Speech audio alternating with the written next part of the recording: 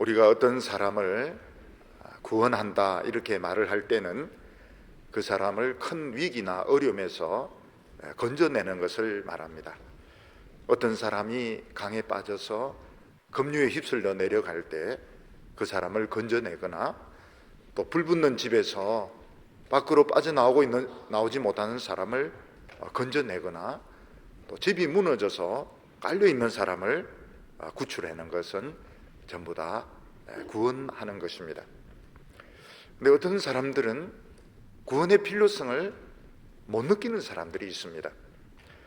예를 들어서 어떤 정신적인 문제로 고통받는 분들, 심한 우울증에 걸렸거나 정신분열증에 있거나 성격으로 거의 파탄의 지경에 빠진 분들은 대개 자기가 문제가 있다고 생각을 하지 않습니다.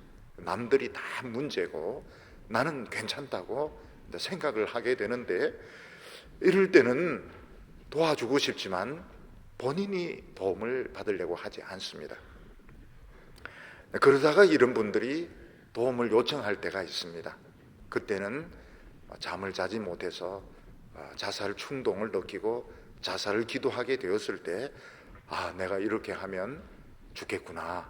그럴 때 이제 병원에 가서 입원을 하고 상담을 받게 되는데, 어떤 때는 집에서 본인의 의사를 묻지 않고 그냥 억지로 병원에 데려가거나 입원을 시킬 때도 있습니다.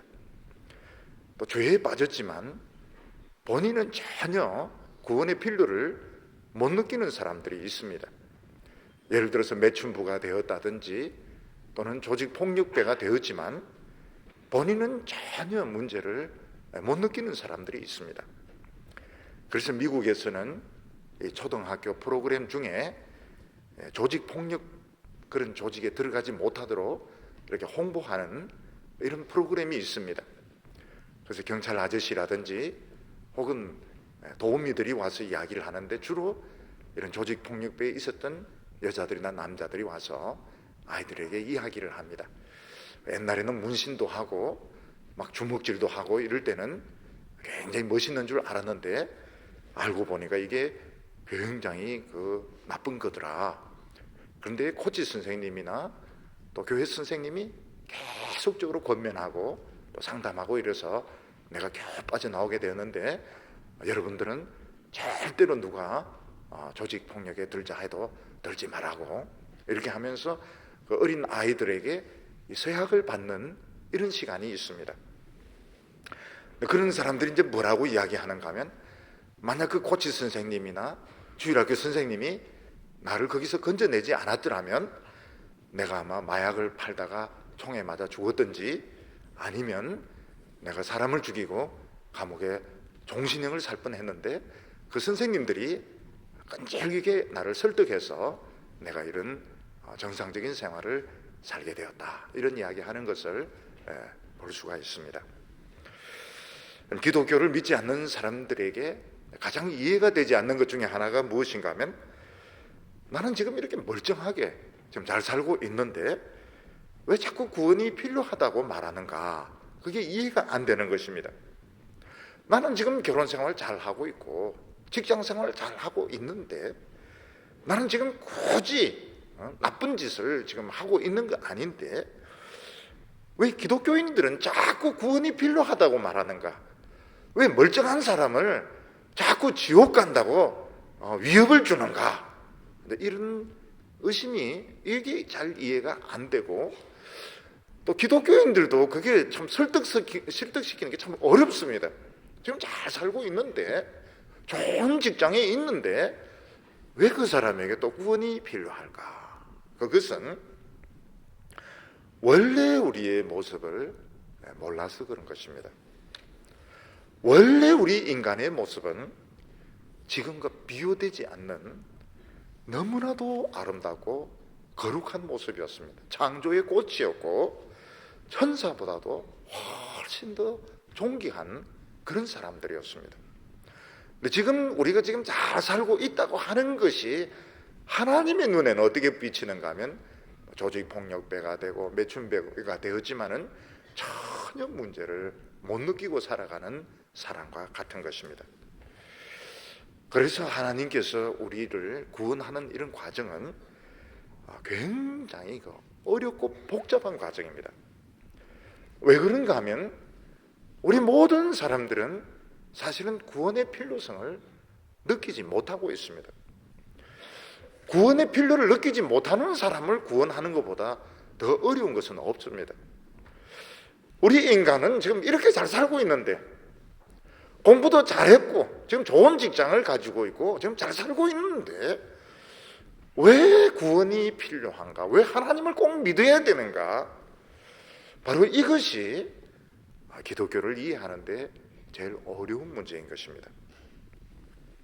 우리는 가끔 야생에서 야생 오리들이 목에 화살이 박힌 채 막 돌아다니는 그런 야생 오리들이 있습니다. 사냥을 하려고 화살을 쏘았는데 이게 꼽혔지만 관통을 했지만 막 살아서 돌아다니고 있고, 또 사자나 표범이 이제 덫에 걸렸는데 덫에 걸린 채로 막 살이 썩어가면서 돌아다니는 것이 있습니다.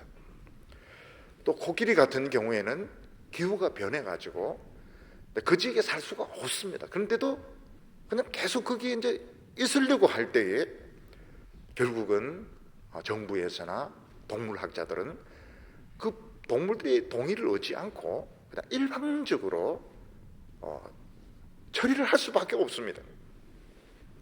예를 들어서 목에 화살을 꽂고 있는 오리에게 오리야 치료해 줄까 말까, 화살 뽑아줄까 말까 이러면 다 달아나죠. 그러니까 오리에게 물어보면 안 되는 겁니다. 오리는 자기를 오리 요리로 만드는 줄 알고 있기 때문에 그냥 몰아가서 잡아서 빼주고 치료를 해줘야 되고, 사자나 표범이나 곰 같은 경우에도 물어보면 안 됩니다. 물어보면 자기를 죽이는 줄 알고 달아나기 때문에 결국은 거물을 던지든지 마취를 시키든지 이렇게 해서 강제로 치료를 해서 살리게 되는 것입니다. 코끼리 같은 경우에도 지역을 옮겨야 되는데 코끼리가 얼마나 무겁습니까? 이럴 때는 정부가 동원을 해야 됩니다. 정부가 동원이 되어서 코끼리를 어느 곳으로 이제 몰아간 뒤에 결국 마취로 마취총을 쏘아서 기절을 시키는데, 그 트레일러 트럭에 코끼리 하나 올라갑니다. 한 마리가 트레일러 하나에 얹힙니다. 그러니까 10마리를 옮기려면 트레일러 10개가 동원이 돼야 되는데 또 그걸 헬기로 또 옮겨야 됩니다. 근데 마취를 적게 하면 옮기는 도중에 코끼리가 눈뜨면 큰일 나는 겁니다. 또 너무 마취를 세게 시키면 죽어버립니다. 그래서 이것이 쉬운 일이 아니고 코끼리인데 안 물어봅니다. 그냥 일방적으로 해버립니다. 마찬가지로 하나님이 우리를 구하는 과정도 바로 이런 식으로 이루어지게 됩니다. 우리 인간들 중에서 스스로 구원의 필요를 느낀 사람은 한 명도 없습니다.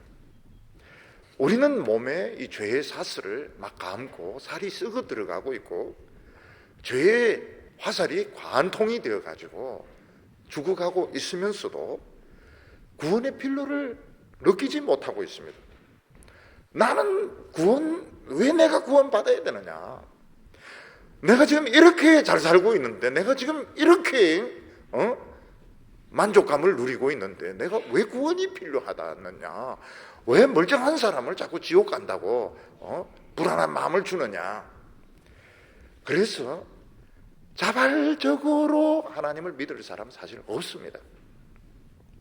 그래서 하나님께서는 어떻게 하는가 하면 우리와 의논을 하지 않습니다. 의논하지 않고 우리가 모르는 가운데 우리 인생을 서서히 몰아오십니다. 그러다 결정적인 순간이 되면 딱 붙잡아가지고 예수를 믿을 수밖에 없도록, 하나님을 믿을 수밖에 없도록 그냥 강권적으로 하나님을 믿도록 만들어 놓으십니다. 겉으로 보기에는 사실은 굉장히 자발적으로 교회를 오는 것 같고 자발적으로 신앙을 가지는 것 같지만 실제로는 하나님의 입장에서 보면 거의 일방적으로 몰아가지고 우리로 하여금 예수를 믿게 하고, 그 중에 어떤 사람은 목사도 되고 선교사도 되고 혼자 잘 믿는 것처럼 막 그러지만 실제로는 옛날에는 안 믿으려고 화살 꼽힌 오리처럼 그렇게 도망 다니다가 붙들려 가지고 예수를 믿게 된 것입니다. 그럼 오늘 말씀을 보면 하나님께서 어떤 과정을 통해서 우리를 예수 믿게 하시는지, 우리가 예수 믿기 훨씬 전부터, 우리가 하나님을 모를 때부터, 심지어는 우리가 태어나기도 전부터 하나님은 우리를 아시고 우리의 인생을 몰아왔다고 말씀하고 있습니다. 오늘 첫 번째로 보면 우리가 예수 믿는 데 있어서 성령의 도우심이 결정적으로 중요하다, 이 말씀을 하고 있습니다. 사람들이 아무리 똑똑하고 유능하다 하더라도 혼자 독립해서 살려고 하면 남자들은 최소한도로 한 10대 후반 아니면 20대 초반은 돼야 됩니다.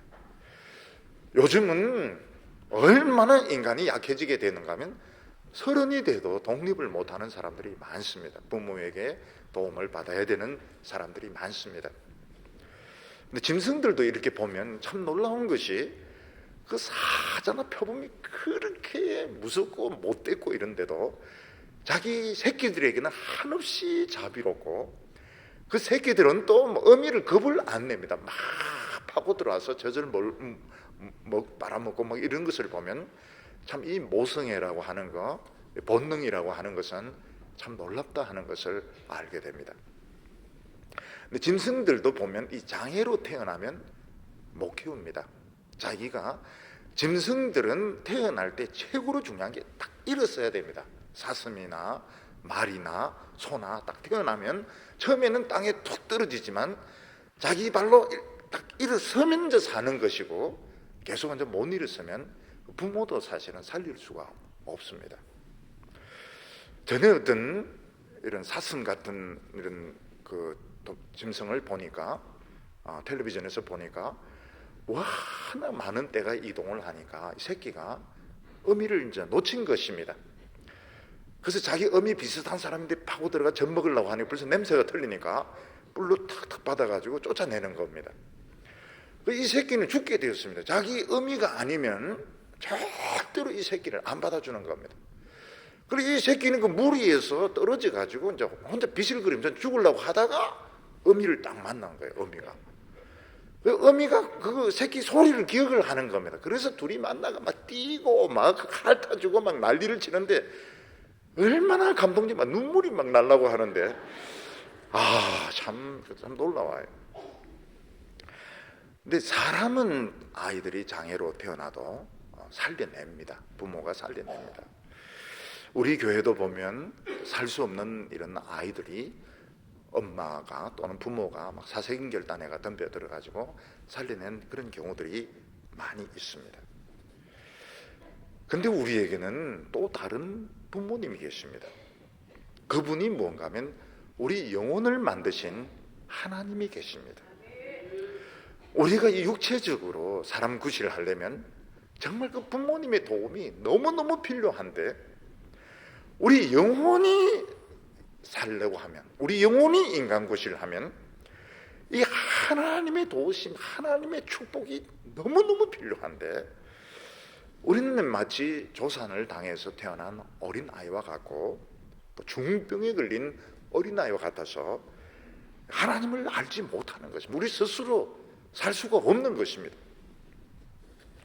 하나님은 어떻게 하시는가 하면 그런 우리를 버리지 아니하시고 우리가 모르는 가운데 우리를 지켜주십니다. 우리의 삶을 보호를 해주시고 인도를 해주시는 것입니다.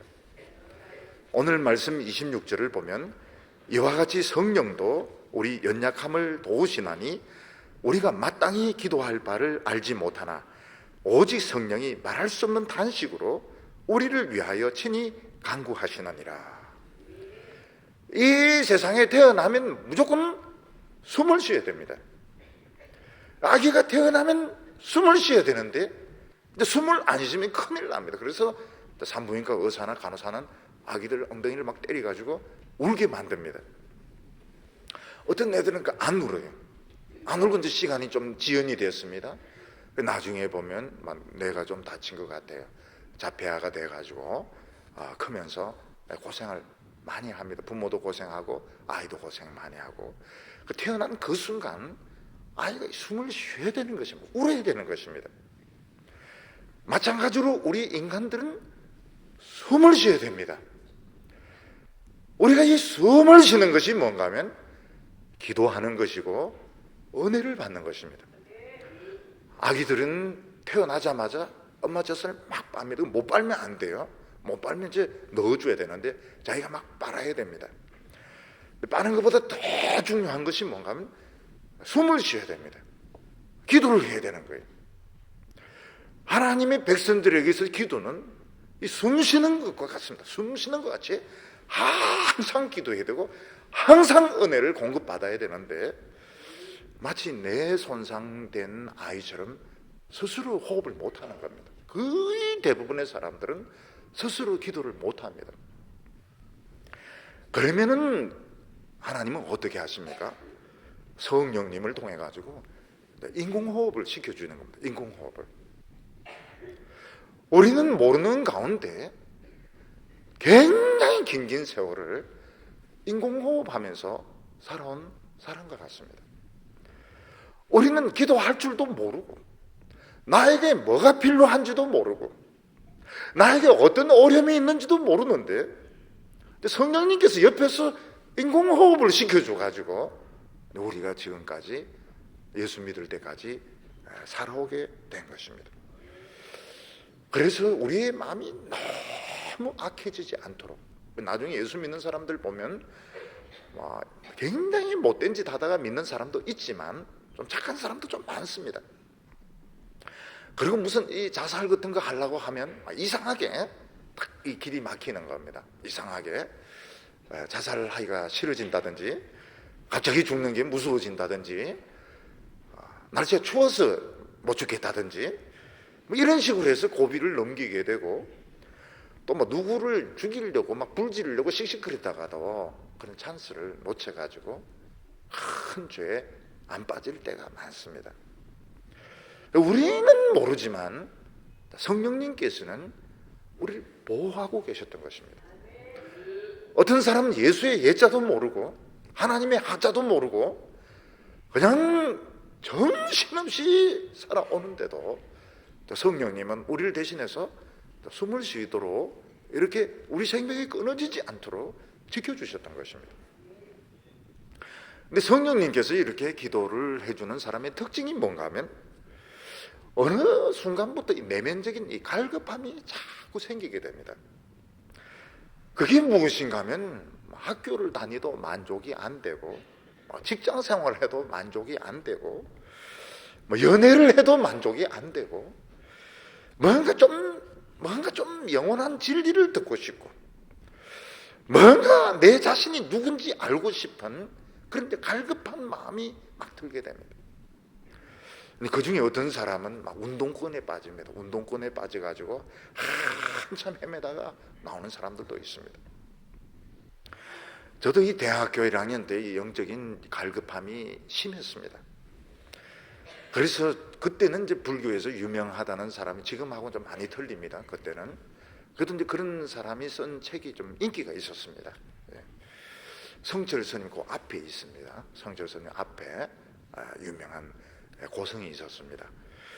그런 사람이 쓴 책을 이렇게 읽어보기도 하고 그러면 마음이 좀 맑아져요. 그런 스님들이 쓴 책을 보면 마음이 좀 맑아지기도 하고 또 우리나라에 유명한 이 학자들이 와서 이제 강연을 하면 가서 듣습니다. 가서 이렇게 들으면 마음의 내면적인 이 갈급함이 있어서 가서 들으면 조금씩은 도움이 돼요.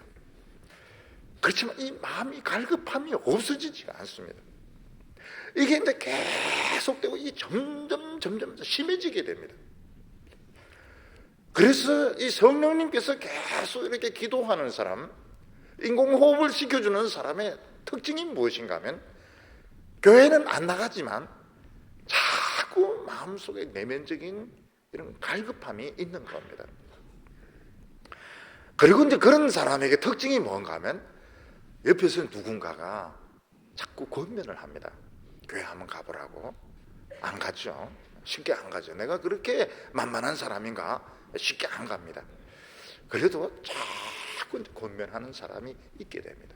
결혼하면 부인이 부인이 또 자꾸 가자 그러고 또 친구가 자꾸 가자 그러고 나중에 예수님을 만날 때까지는 이 갈급함이 없어지지가 않습니다.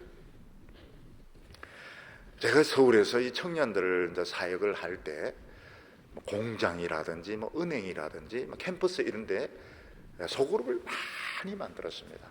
그리고 일주일에도 여러 군데 가서 소그룹도 하고요. 이 공장 같은 데 가면 그 공장이 섬유 공장에 오는 그 여자 직공들은 보면 학력들이 굉장히 낮아요. 중졸이고 이런데 고생을 합니다. 주로 전라도 쪽 사람들이 많은데 와서 막 고생을 합니다. 근데 가서 성경 공부하면 자기들은 구역 예배다 이렇게 부릅니다. 구역 예배다 이러면서 막 같이 모여가 찬송도 하고 예배도 드리고 이제 이런 식으로 하는데 막 감기 걸려서 누워 있고 이런 거 굉장히 마음이 아파요. 근데 열심히 그때 따라다니면서 돕던 자매가 있었습니다. 그 자매가 이제 결혼은 신앙 없는 사람하고 하게 되었어요. 시집도 교회 안 다니고 남편도 교회 안 다니고 그러니까 이 이제 자매가 신앙을 잃어버리게 된 겁니다. 한때 처녀 때는 열심히 교회 봉사하고 교회 밖에 이런 그룹까지도 막 따라가서 돕기도 하고 참 굉장히 성실한 그런 자매인데 결혼하면서 신앙을 잃어버리게 된 겁니다. 아이 둘까지 낳았는데 그 옆에 이웃 사람들이 자꾸 교회 가자 그러는 겁니다. 자꾸 교회 가자. 자기 옛날에 열심히 교회에서 봉사하던 사람인데 그것도 모르고 이웃이 자꾸 교회 가자 그러는 거예요. 그래서 자기가 이제 교회를 조금씩 나가게 되는데 아파트 그 신문 그 간지에 많이 본 사람 부흥회가 딱 들어온 거예요. 보니까 제 부흥회가 그 아파트에 있는 교회에서 이제 하는 부흥회 이 전단지가 온 겁니다. 그러니까 막 그냥 그때부터 울기 시작하는 거죠. 이 자매가 옛날 생각이 나니까. 그 부흥회 이렇게 설교하면서 이렇게 보니까 참 얄궂다. 어찌 저래 내가 아는 사람하고 저렇게 닮았을까? 야, 참 이 세상은 참 희한하다. 어떻게 이렇게 내가 그 아는 사람하고 닮은 사람이 여기 또 있을까? 설마. 근데 계속 우는 거예요. 설교 내내 우는 거예요. 얄궂다. 왜 이렇게 닮은 사람이 우나? 그런 이제 마치니까 오는데 보면 옛날 그 자매인 거예요. 그 자매가 먼저 자기 집으로 가자고. 자기 집으로 가니까 벌써 애들이 이제 컸어요. 중학생이 이렇게 됐는데 자기 이야기를 하는 겁니다. 그러니까 하나님이 사랑하는 사람의 특징이 뭔가 하면 이 마음에 갈급함이 있는 거예요. 마음에 갈급함이 있고 사람은 다 우리가 이 기도하고 이런 거 숨 쉬는 겁니다. 숨 쉬는 거. 젖도 빨아야 되지만 숨을 쉬어야 되는데 숨을 안 쉬는 사람이 그렇게 많은 거예요. 인공호흡기가 나오기 전에 이미 하나님은 인공호흡을 시켜왔던 겁니다. 여기 보면 성령이 말할 수 없는 단식으로 우리를 위하여 기도한다 이렇게 말했습니다. 성령께서 말할 수 없는 단식으로. 왜 말할 수 없는 단식으로 막 기도를 해주십니까? 하나님께 돌아와야 되는데 그 필요를 못 느끼고 있는 속으로 막 갈급해하면서 속으로 막 힘들어하면서도 너무너무 자존심이 세가지고 내가 예수 믿으면 뭔가 굉장히 내가 비참해지는 것처럼 이렇게 생각해서 하나님께로 안 들어오려고 막 버티는 것입니다. 어떤 때는 막 자살 충동을 느낍니다. 어떤 때는 막 술 마시고 개판을 칩니다. 어떤 때는 막 죄를 지으려고 막 이렇게 할 때마다 성령님은 막 막으시는 겁니다. 막으시면서 굉장히 답답해 하시는 거예요. 빨리 좀 정신을 차려서 자기가 좀 숨을 쉬고 이렇게 하면 좋겠는데 언제까지 이렇게 성령님께서 붙들어 줘야 되는가 굉장히 답답해 하게 됩니다. 근데 우리가 하나님 앞에 돌아와서 예배드리고 자발적으로 예배드리고 은혜 받는 것은 굉장히 건강한 겁니다. 하나님이 너무너무 기뻐하시는 겁니다. 오늘 우리가 얼마나 하나님 앞에서 아름다워졌는지 얼마나 건강하게 되었는지 하나님이 얼마나 기뻐하시는지 우리가 깨달아야 되는 겁니다. 근데 예수 안 믿는 사람이 교회 오는 건 그 기적입니다. 강권적인, 자기는 한번 가볼까 이렇게 생각할지 몰라도 강권적인 힘에 의해서 이제 오게 되는데, 왔다 해서 저절로 낫는 것이 아닙니다. 엄청난 수술을 받아야 됩니다. 어느 정도 수술이냐? 뇌, 장, 심장, 피 전부 바꾸는 대수술을 받아야 됩니다. 우리는 너무 중병에 걸려 있어서 이 상태로는 하나님을 알 수도 없고 하나님의 은혜를 받을 수도 없습니다. 그래서 하나님께서는 먼저 성경 말씀을 듣게 하는데, 성경 말씀을 들으면서 하나님의 눈으로 자신을 보게 됩니다. 나의 눈으로 나를 볼 때는 문제가 없었습니다. 너무 괜찮은 내 자신인데 하나님의 눈으로 내 자신을 보니까 이 죄 아닌 게 없는 겁니다. 피조물인 주제에 하나님을 인정하지 않고 내 멋대로 내 인생을 살아온 그 인생 전체가 죄구나, 영원히 멸망할 수밖에 없는 죄인이구나. 그래서 굉장히 답답해하게 됩니다. 교회 와서 마음이 더 답답해지게 됩니다. 그때 하나님께서는 십자가에 못 박히신 예수님의 음성을 듣게 하십니다. 이 귀로 듣는 것이 아니고 내 마음으로, 믿음으로 듣게 하시는데, 예수님이 뭐라고 말씀하십니까? 너의 그 많은 죄 때문에 내가 이렇게 십자가에 못 박혀 죽었다. 이 세상에 너를 대신해서 죽은 사람이 누가, 너희 엄마가 있느냐, 너희 친구가 있느냐? 내가, 하나님의 아들인 내가 너를 대신해서 십자가에 못 박혀 죽었다. 너의 그 많은 그 고민을 위해서 내가 옆구리에 창이 찔려서 죽었다.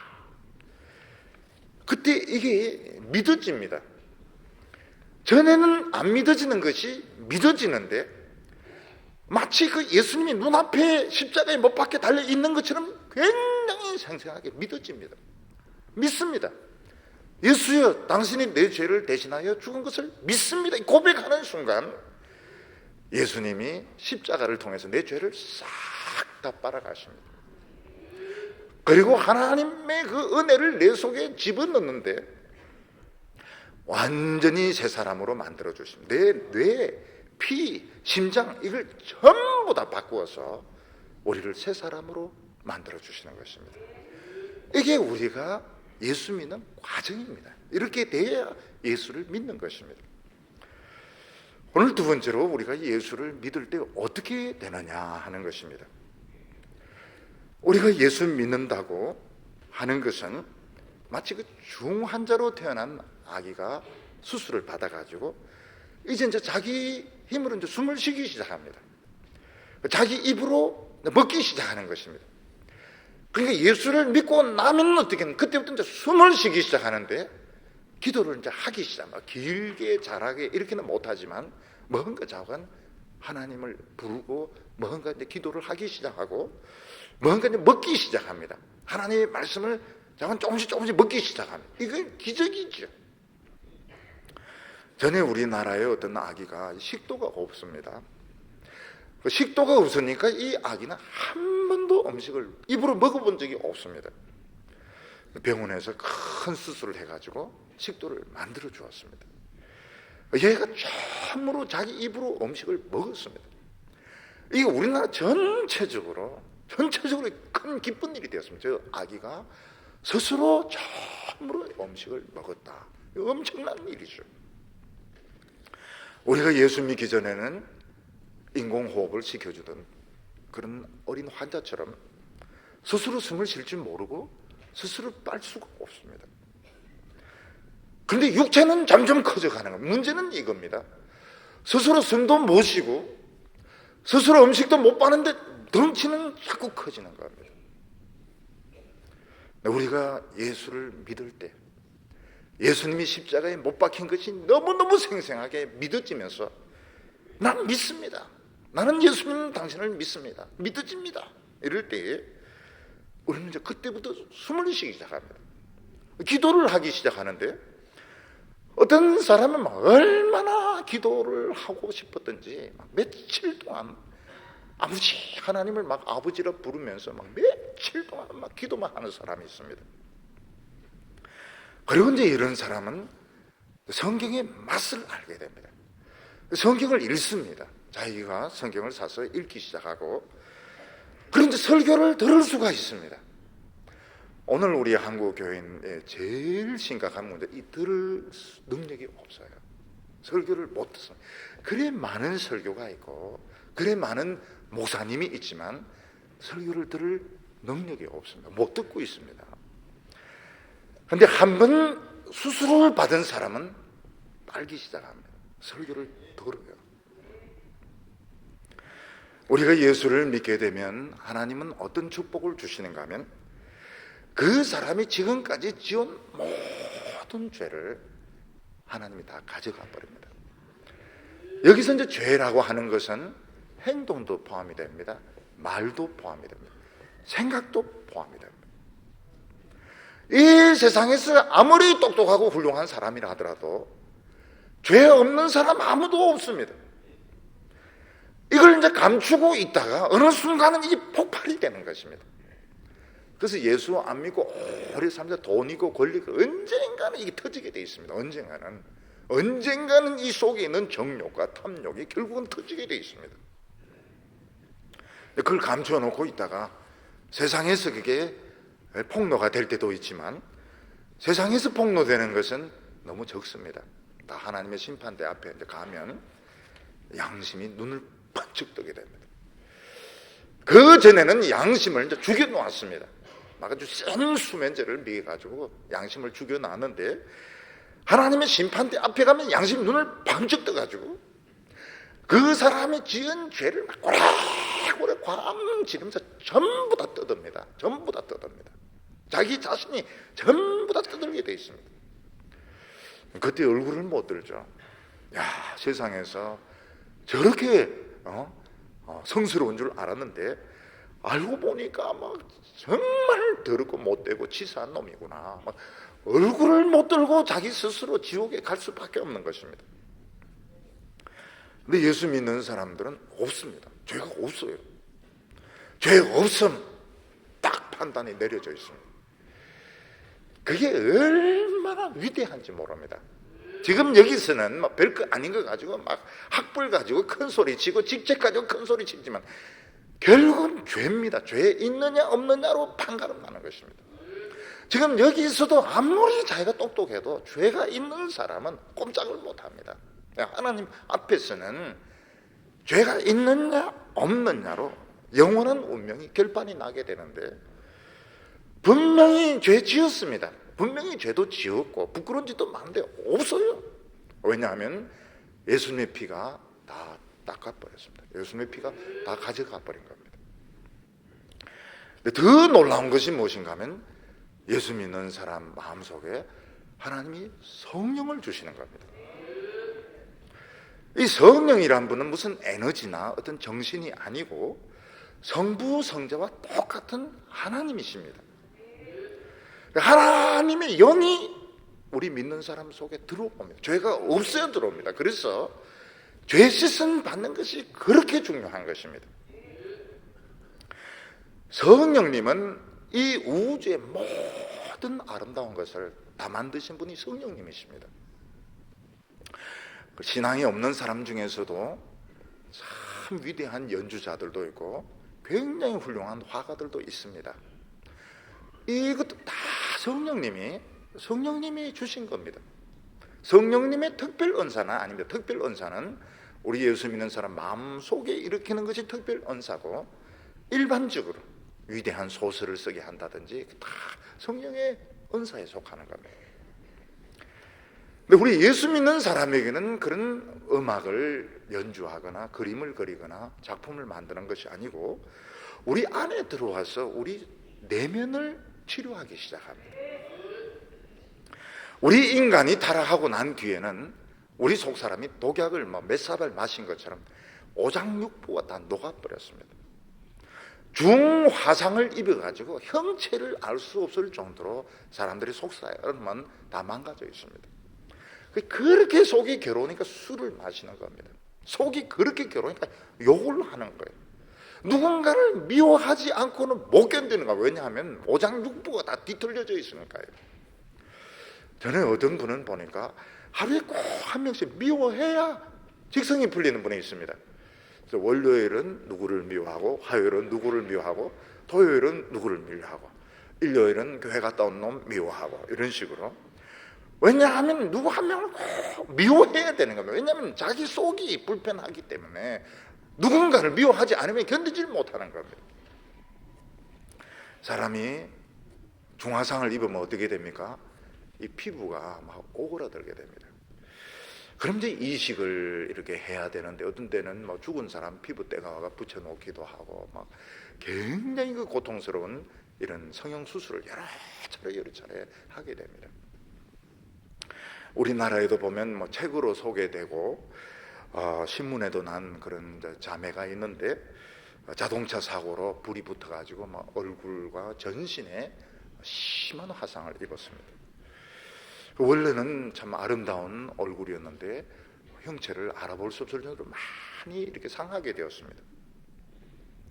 여러분은 죽으려고 해도 죽을 수가 없는 겁니다. 화상을 입어놓으니까 죽을 수가 없습니다. 그런데 하나님이 찾아오셨어요. 하나님이 찾아오셔가지고 자기 얼굴을 이제 보는 겁니다. 자기 얼굴을. 그게 얼마나 용기가 필요한지 모릅니다. 변형된 자기 얼굴을 볼 수 있는 이 용기. 뚱뚱한 사람의 용기가 막 저울에 올라가는 게 얼마나, 이거는 갈보리 언덕보다 더 어렵습니다. 저울에 올라가, 주여 이 십자가를, 이 잔을 지나가게 하옵소서. 또 싫으면 사진 찍히는 걸 너무너무 싫어합니다. 사람은 뭣도 모르고 막 사진 찍으려 하지만 뚱뚱한 사람은 사진 찍는 걸 굉장히 싫어합니다.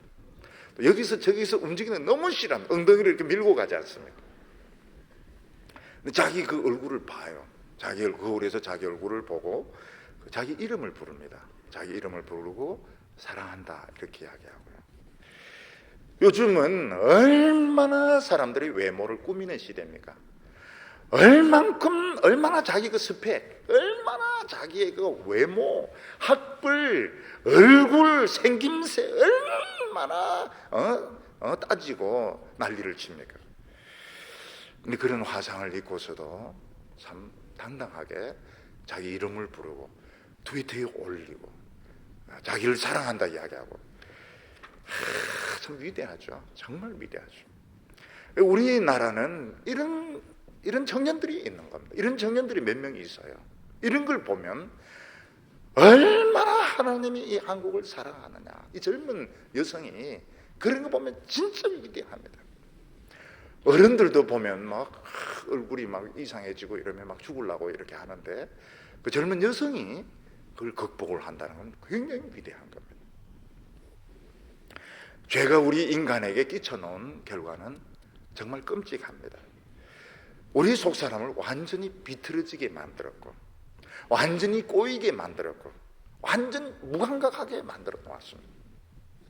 마음속에는 막 시기, 질투, 미움이 꽉 차있고, 흔들면 막 미움과 시기가 막 분노와 의심이 마음속에 넘치도록 되어 있습니다.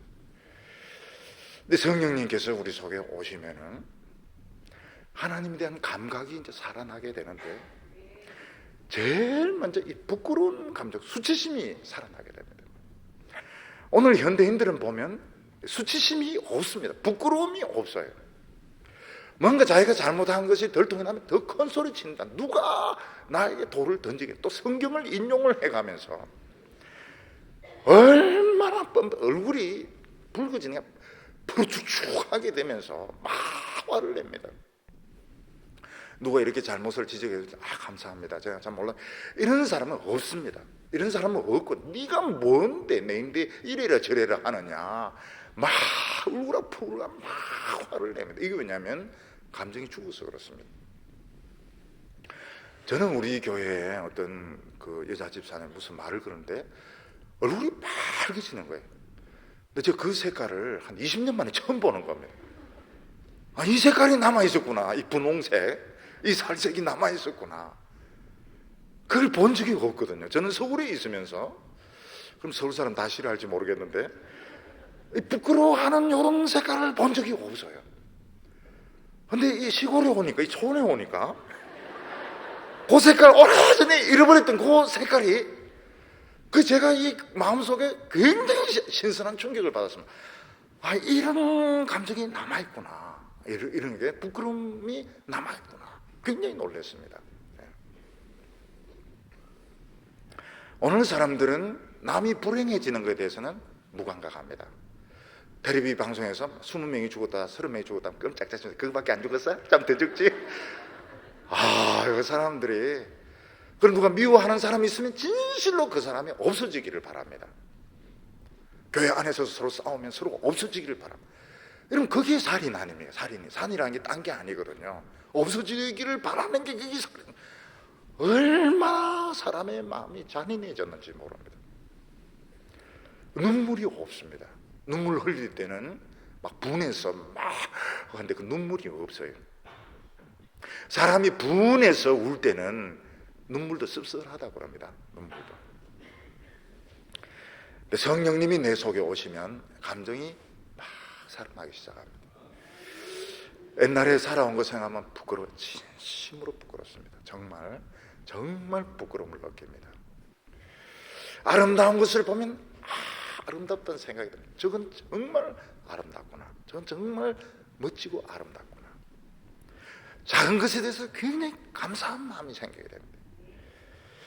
이게 기적이죠. 이 기적이 지금 일어나고 있는 겁니다. 감정이 지금 살아나고 있다고 하는 건 기적이 일어나고 있는 것입니다.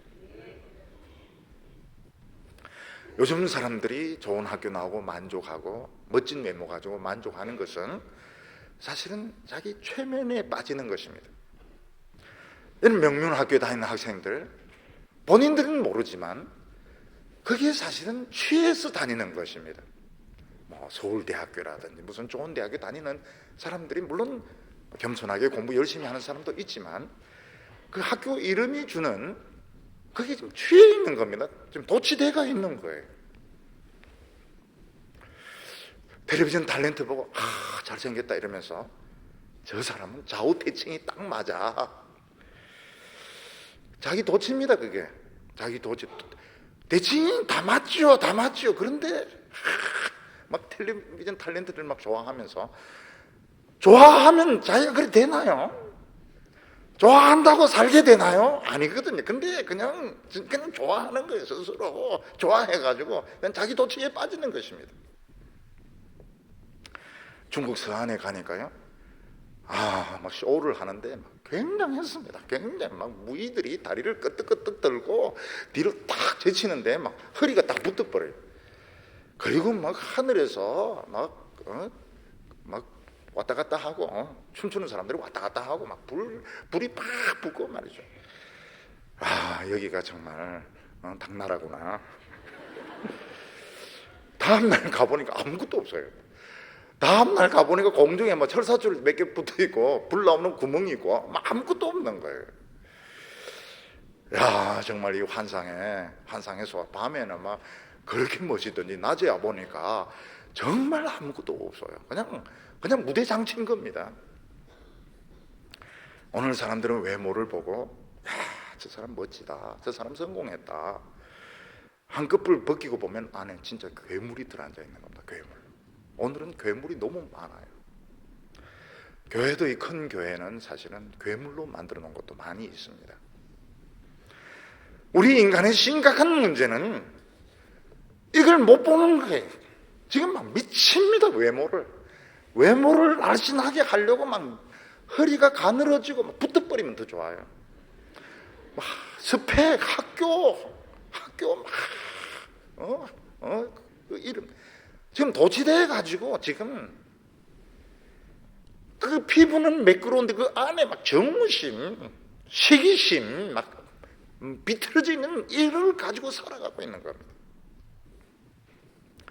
성령님이 오시면 어떻게 됩니까? 쓸데없는 환상 다 때려치워라. 쓸데없는 환상 다 쳐라. 너 자신을 직시하라. 그리고 우리의 이 괴물 같은 속사람을 정교하게, 굉장히 정교하게 성형수술을 하시는 겁니다. 에베소 5장 18절에 보면 술 취하지 말라. 이는 방탕한 것이니 오직 성령의 충만을 받으라. 왜 이 성령 충만 받는 것과 술 취한 것을 비교하면 비슷하거든요. 술이, 이게 사람들이 술을 좋아하는 이유가 사람을 변화시키기 때문에 술을 좋아하는 겁니다. 술을 마시면 기분이 변합니다. 성격이 변합니다. 사람이 변합니다. 근데 그 진짜 변한 게 아니고 가짜로 변한 겁니다. 가짜로. 기쁘지 않습니다. 지금 기쁘지 않은데 술이 들어가면 기쁩니다. 기쁜 것처럼 변합니다. 비겁한 사람입니다. 근데 술이 들어가면 막 용감해집니다. 다 나와! 막 이렇게 하는데 다 나오긴 뭐가 다 나옵니까? 사람이 막 변했어요. 막 말이 많습니다. 굉장히 말이 많고 가짜로 변한 겁니다. 술 깨고 나면 머리가 깨지려고 그러죠. 머리가 깨지려고 그러고요. 약부터 찾고요. 술 취한 사람 모든 걸 다 할 수 있는 것 같지만 아무것도 못합니다. 오늘 사람들은 지금 이 세상을 지금 술 취해서 지금 살아가고 있는 겁니다. 나는 좋은 학교 나왔다. 나는 인물이 좋다. 나는 남보다 좋은 직장을 가. 그래도 어쨌단 말입니까? 지금 스스로 도취되어 있는 겁니다. 성령이 오시면 진짜 바꿉니다. 사람을 진짜 바꿉니다. 하나님의 백성들은 가짜로 바뀌는 걸 싫어해야 됩니다. 가짜에 속지 말아야 돼요. 가짜의 기쁨, 가짜 용기, 가짜 새 사람, 이걸 적시를 내는, 이거 속지 말아야 됩니다. 진짜 우리에게 새로운 감정을 주시고요, 새로운 인격을 주시고요, 새 용기를 주시는데 이게 진짜 우리가 복을 받는 것, 이게 진짜 가치 있는 것이 되는 것입니다. 오늘 세 번째로 하나님은 어떤 순서로 우리를 구원하실까 하는 것입니다.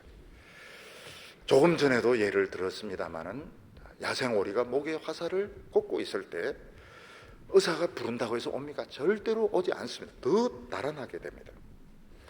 동물학자와 수의사가 이 오리를 치료하려면 물어보면 안 됩니다. 그냥 계획을 세워가지고 그냥 일방적으로 붙잡아가지고 수술을 해야 되는 것입니다. 코끼리가 지금 살 수 없는 환경에서 코끼리가 있을 때 코끼리에게 물어보면 코끼리는 절대 원치 않죠. 이건 정부에서 계획을 세워야 됩니다. 정부에서 계획을 세워가지고 어느 날 사람들을 막 동원해서 코끼리를 막 몰아갑니다. 그리고 마취총을 쏴가지고 트레일러에 실어가지고 또 헬기로 해가지고 새로운 곳으로 옮겨주어야 코끼리가 살 수 있는 것입니다.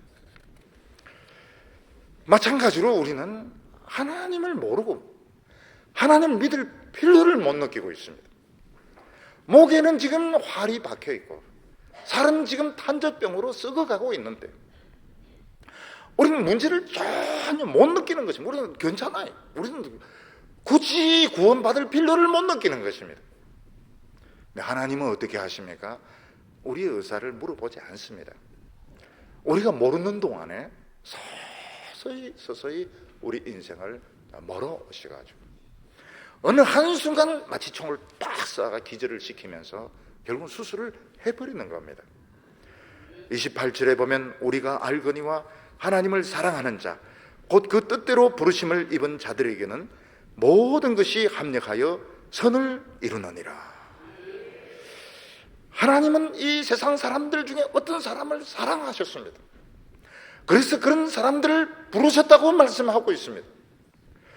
우리 생각으로 하나님 모든 사람들 다 구원하면 참 좋겠지만 그렇게 하시지 않습니다. 왜냐하면 우리 한 사람 한 사람 너무 재빠르고 너무 고집스러워가지고 모든 사람을 다 구원하실 수 없습니다. 일단 하더라도 하나님 그렇게 하시지 않습니다. 예를 들어서 사자가 얼룩말이나 사슴을 사냥할 때 모두 다 잡으려고 하면 한 마리도 못 잡습니다. 결국은 하나를 딱 선택을 하게 됩니다. 하나를 마음속에 딱 선택을 해서 다른 데 뛰는 것처럼 하면서 그 한 마리를 집중적으로 끝까지 따라가서 잡아서 물어서 쓰러뜨리는 것입니다. 마찬가지로 이 세상 많은 사람이 있지만 우리가 얼마나 빠른지 모릅니다. 얼마나 하나님으로부터 도망치는지 빠르고 얼마나 죄 짓는데 빠르고 얼마나 고집이 센지 모릅니다. 그래서 하나님께서는 마음속에 아무도 모르게 하나님 마음속에 어떤 사람을 딱 정해 놓으셨습니다. 서서히 몰아가시다가 어느 한순간 딱 덮치시는 겁니다. 하나님이 왜 나를 택하셨을까? 우리는 이해 못합니다. 하나님은 그냥 사랑하셨어요. 하나님은 사랑하셨고 우리를 고치기를 원하셨고 우리를 축복하시기를 원하신 것입니다. 그래서 하나님께서 내 인생을 막 몰아갈 때 어떤 일이 일어나게 됩니까? 내가 원한 프로그램대로 안 되는 겁니다.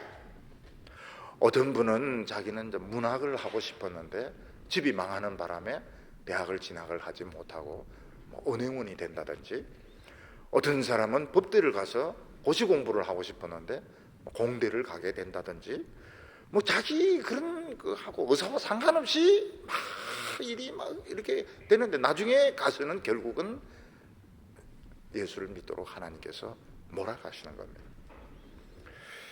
저는 이제 제 인생을 이렇게 돌아보면서 왜 나는 내 원하는 대로 안 되었을까? 조금씩 인생이 틀어지면서 왜 그 중학교 때고 중학교 시험에 떨어지면서 그 양계장에서 그렇게 지나게 되었을까? 또 대학교 진학을 할 때도 저는 오히려 문과나 이쪽이 더 맞은데 왜 또는 이공계 쪽으로 또 이렇게 또 들어가게 되었을까? 이런 것들이 풀리지 않는 문제였습니다. 나중에 하나님께서 뭐라고 말씀하셨는가 하면 내가 그랬는데 불만 있나? 나중에 보니까 이 하나님께서 이걸 간섭을 이렇게 하셨던 것입니다. 근데 사람들마다 이 체질이 좀 다 틀린 것 같아요. 사람들마다. 제 아내는 그런 이야기입니다. 처음부터 자기 연단시키면 자기는 죽든지 예수 안 믿을 거니까 결혼시켜 낳고 제 따라서 연단받게 하셨다. 이론이 참 희한한 이론을 그렇게 만들어냅니다.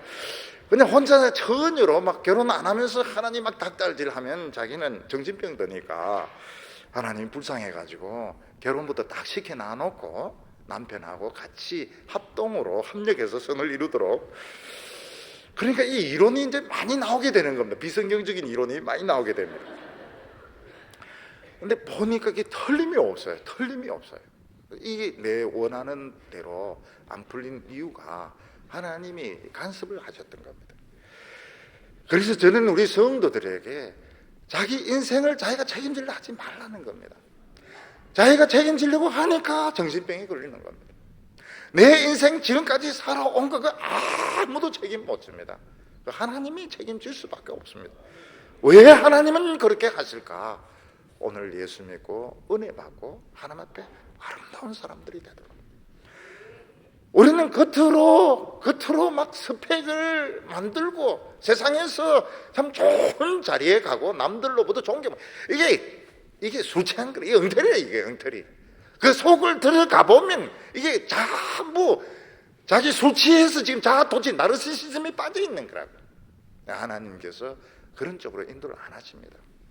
빨리 정신 차리는 게 좋습니다. 빨리 거기서 환상에서 벗어나서 실체를 되찾는 것이 필요한 것입니다. 그래서 하나님은 우리를 비싼 도자기로 만들기 위해서, 우리는 평범하게 살고 싶은데 물을 막 붓고 짓 이기고 발로 밟고 어떤 데 막 돌리고 그리고 이제 불에 막 집어넣습니다. 우리는 막 죽는 줄로 알았지만 이게 이제 최고급의 도자기로 만들어지는 순간인 것입니다. 그러면 그런 과정 없이 세상으로 잘 되는 사람은 이건 이제 질그릇인데 나중에 철장으로 깨트린다고 하죠. 박살을 내놓습니다. 하나님을 모르고 하나님의 숨쉴 줄도 모르고 하나님의 은혜 받은 줄도 모르고 그냥 세상의 환상에 취해가지고 지잘난 맛에 산 사람 박살을 냅니다. 쇠뭉둥이를 가지고 질그릇 치면 팍 깨어지죠. 그래서 지금까지 모든 것이 내 뜻대로 되지 않고 정말 뭔가 눈에 보이지 않는 손이 나를 칭칭 감고 있고 결국 은혜 받도록 막 이렇게 끌고 올 때 빨리 예수 믿고 신앙이 좋아져야 됩니다. 하나님과 싸워서 이길 수 있는 사람은 없습니다. 절대로 이건 하나님을 반항하는 것입니다. 하나님이 지금 결정적인 순간까지 끌고 왔는데도 막 반항하고 안 믿고 이러면 딱 때립니다. 하나님이 치십니다. 29절에 보면 하나님이 미리 아신 자들로 또한 그 아들의 형상을 본받게 하기 위하여 미리 정하셨으니 이는 그로 많은 형제 중에서 맏아들이 되게 하려 하심이라. 하나님이 이렇게 만드시는 목적이 어디 있습니까? 세상에서 성공하는 사람이 아닙니다. 그리스도와 같아지도록 하기 위한 것입니다. 뭐가 그리스도와 같아지는? 우리 속사람이 아름답게 되고 또 아름답게 돼서 예수님과 같아지도록 하기 위해서 하나님은 우리 인생을 흔드시고 찢어트시는 겁니다. 30절에 보면 또 미리 정하신 그들을 또한 부르시고 부르신 그들을 또한 어렵다 하시고 어렵다 하신 그들을 또한 영화롭게 하셨느니라. 요거를 이제 하나님의 골든 체인이라고 이렇게 부릅니다. 골든 황금 사슬입니다. 여기에 이제 걸려들면은 이렇게 되게 돼 있습니다.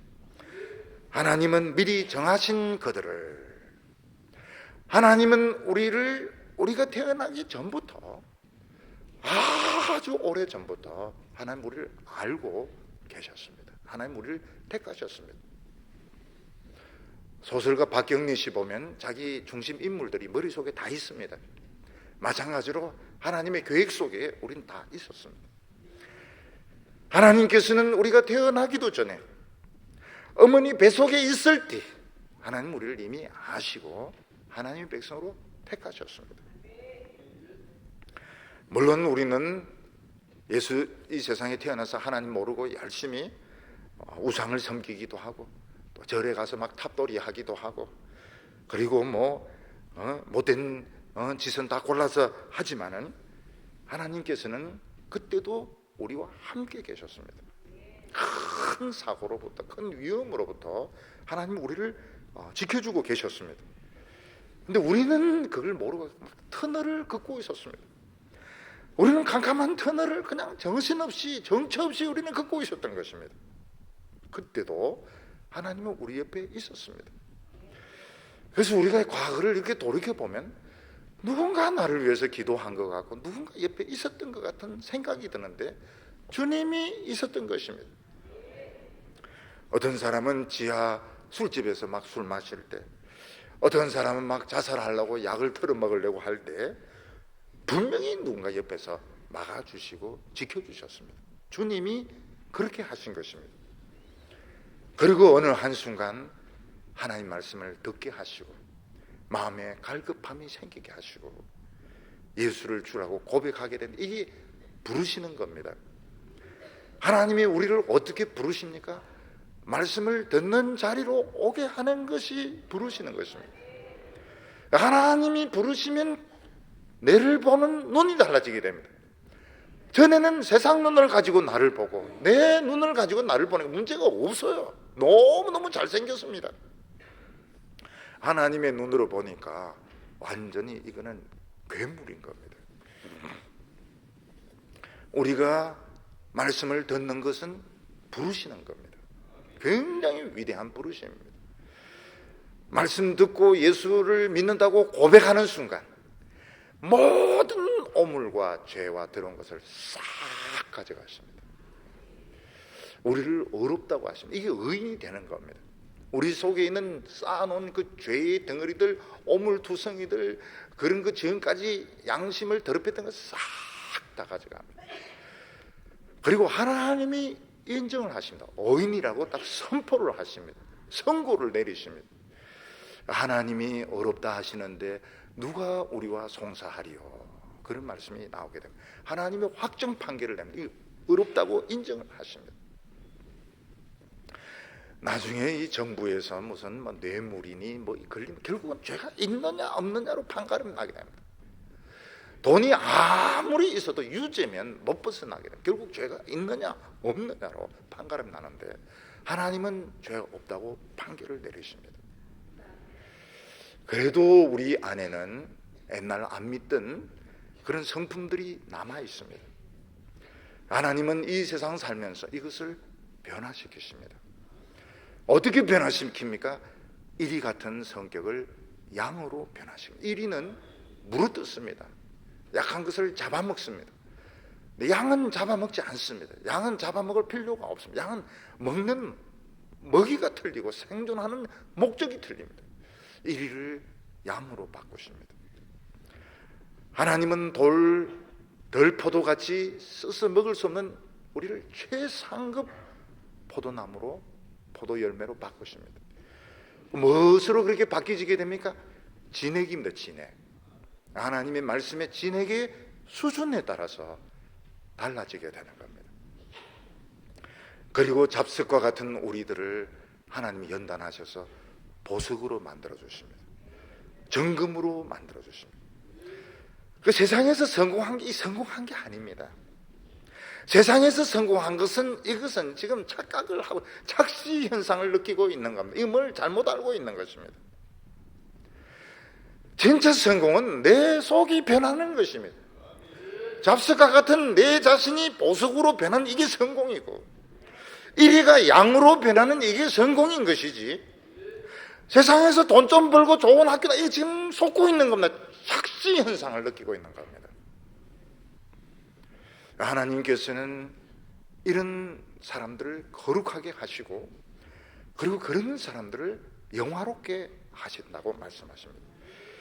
결국 이런 사람들이 하나님 앞에 가서 영원히 영광을, 이 눈으로 하나님을 보게 되는 것입니다. 영국에서는 파티할 때 여왕을 보는 것이 최고의 영광입니다. 음식이 중요하지 않습니다. 눈으로 여왕을 보는 것이 최고의 영광입니다. 하나님을 이 눈으로 보게 됩니다. 하나님을 직접 이 눈으로 보게 됩니다. 영광에서 영광으로, 영광이 있기 때문에 하나님을 볼 수 있는 것입니다.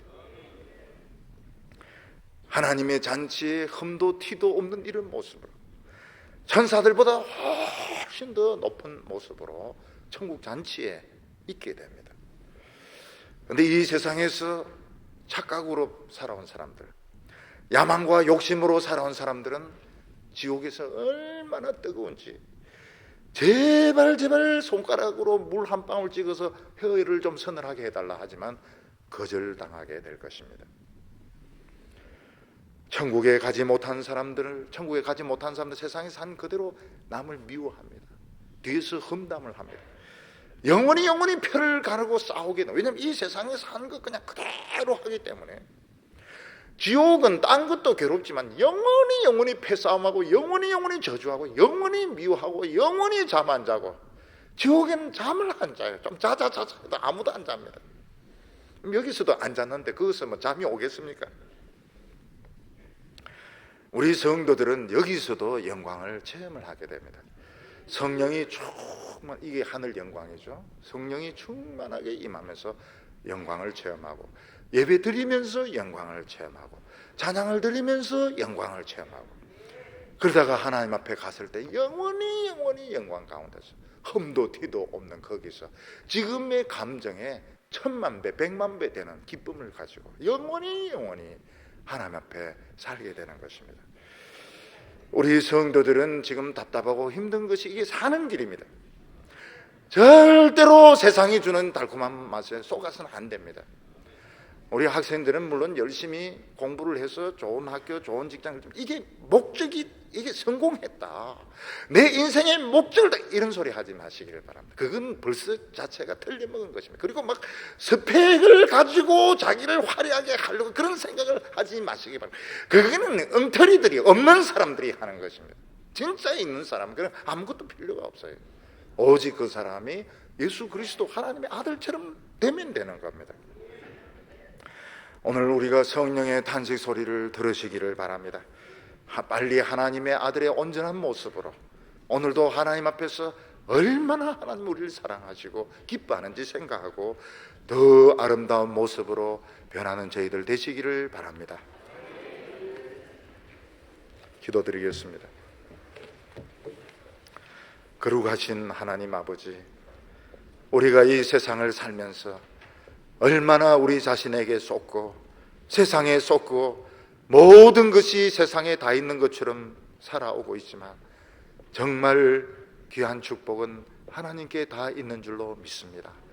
주님이시여, 오늘 이 시간 우리의 눈을 열어주시기를 원합니다. 사람들이 하는 그 아첨의 말에 속지 말게 하여 주시고, 하나님의 눈으로 내 자신을 보게 하여 주시옵소서. 내 속에 이루어지고 있는 이 아름다운 천국을 바라보게 하여 주옵소서. 주여, 오늘 저녁에 우리의 마음속에 성령을 부어주시기를 원합니다.